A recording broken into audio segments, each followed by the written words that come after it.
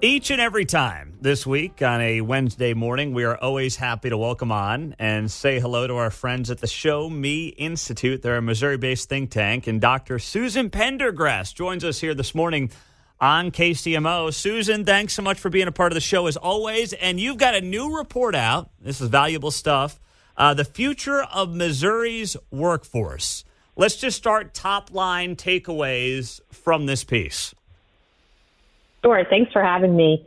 Top line takeaway is that our K-12 enrollment is shrinking, has been shrinking for 10 years.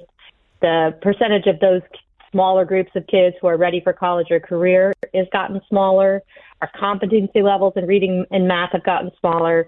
And our participation in the labor force, college degree getting, we have a looming, at least in the next 5 to 10 years, crisis that we can see coming today, where we are not going to have enough highly skilled workers for the jobs that employers have in our state, and we need to start doing something about it, like right now. Okay. Well, like yesterday. Yesterday is what it sounds like. Yeah. All right. Well, I mean, so think about that. If I were to say that, or you were to say that about any state, K through 12 enrollment is down. The kids' ability to score properly and score well is down. And that is, like you say, a 5 to 10 year crisis waiting to happen, unless we're assuming that a lot of people are going to move in from out of state to Missouri to fill these roles. Which has not been happening. And, recently the Department of Elementary Secondary Education has asked for a bigger budget because there's fewer kids, and they say it's connected to the pandemic, and it isn't. So our biggest kindergarten cohort recently was in 2013. So 10 years ago, those kindergartners are now probably around juniors and seniors in high school. And so the kindergarten, this is all in the paper, all these graphs, but the kindergarten group has been getting smaller and smaller. So you could just imagine that's going to move through all the grades, right? So if we have about, 65 to 70,000 high school graduates, in the next few years, that's going to start dropping below 65, get closer to 60. So we have a declining number of students graduating from our high schools. We don't have kids moving in. And I should say, for the record, nationally, there's a declining K-12 population. This is not going to turn around by people moving in. But go ahead. No, and that's not because of birth rates declining or people doing other forms of education, homeschooling. Is it or no? No, it is declining birth rates are definitely contributing to that. And those birth rates have been declining for a while. But my point is, these are demographic trends. We did a podcast about it ages ago. And so for people to just go, this is the pandemic, it is not. Imagine a company in a growth mindset, picture, say, Blockbuster in the 80s, right? And then picture Blockbuster in the 90s. Like, we need to be in a mindset of, we can't hire teachers and promise them jobs for 30 years now. Like, we need to be in a mindset of, we're not just going to keep building school buildings and the kids will show up. We need to start thinking about, we have a declining K-12 enrollment, and we need everyone to graduate, everyone to finish our high school system ready for college or career, which this last year, according to the state, 60% were ready for college or career. So we will not be competitive as a state to employers if we don't really take this very seriously and get our heads around the fact that we have declining enrollment and the percentage on grade level is going down. The percentage going to college right after high school is going down. And here's a kicker, and this has nothing to do with the pandemic. The percentage of Missourians with college degrees going up for years and years and years, and now is going down. So we need to take this pretty seriously. And in terms of people moving from other states, I come on here a lot and talk about school choice policies, but now Iowa, Oklahoma, and Arkansas, 3 of our neighbors, families can pick any public or private school and take their state funding with them. Every family can pick any of those. And so we're not looking like the most attractive state to young families either, because we still just give families one choice wherever you live. That's a good point. Susan Pendergrass, Show Me Institute, is joining us. I mean, 60% coming out of the system being either college ready or workforce ready. In school terms, I call that a D.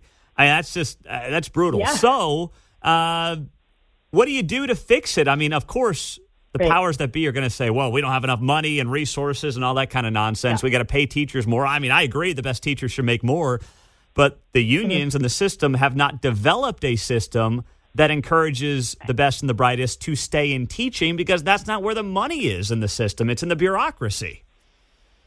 That's right. So there's definitely things that we could be doing, right? This is not just doom and gloom. However, it takes, again, a mindset shift, which is many states have really focused hard on early literacy to make sure that kids don't leave third and fourth grade unable to read. Missouri's third grade reading scores last year were a travesty. 40% of our third graders are below the basic level. Jeez. So many states, it's a travesty. These kids are moving on to fourth grade, and these are the kindergartners from the beginning of the pandemic. So are those Susan? Are those kids who are? Is it more rural? Is it urban? Is it a mixture of both? Like, where is it the worst? Out of curiosity, no, it's both. Well, that's the statewide number. The state hasn't released district numbers yet, so that's the state number is 39% below basic. Below basic means you don't even have partial skills in the subject. So we've got that. So a lot of states have said that, if you're in second, third, fourth grade and you're a certain number of grade levels behind, you can't advance.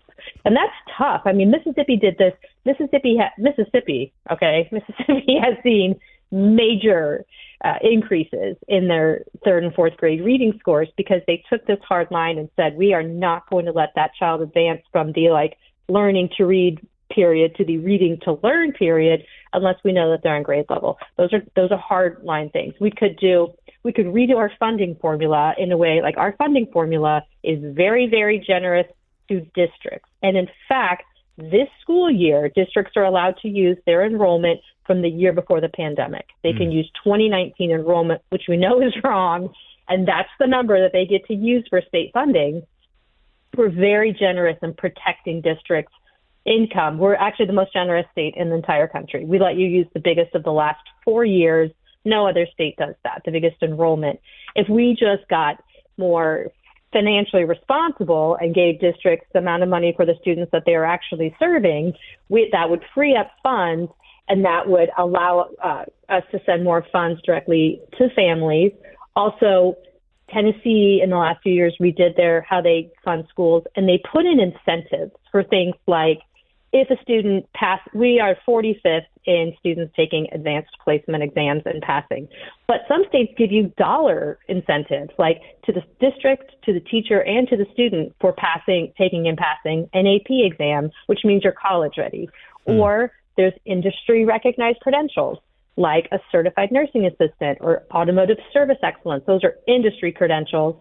Some states, again, give financial incentives to districts, teachers, and students to get those before they leave high school, so that after high school they can begin to layer onto those. But if you go through a career technical ed program, you leave with a piece of paper that says you're hireable in your industry. So we could build financial incentives into that.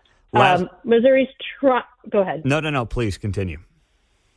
Well, I was just going to say, there's some open enrollment, open course taking that we haven't done. In some states, high school students can take a class in one district, some classes at home, and a class at a community college and put together a program. We don't have that. And then finally, I would say Missouri's trying little bits of pilot programs around what's called competency-based education. We should make that more widespread. Okay, so last thing, Susan, I only have about a minute, but universal pre-K, that was brought up by former Kansas City Mayor Sly James. It did not get done here in town.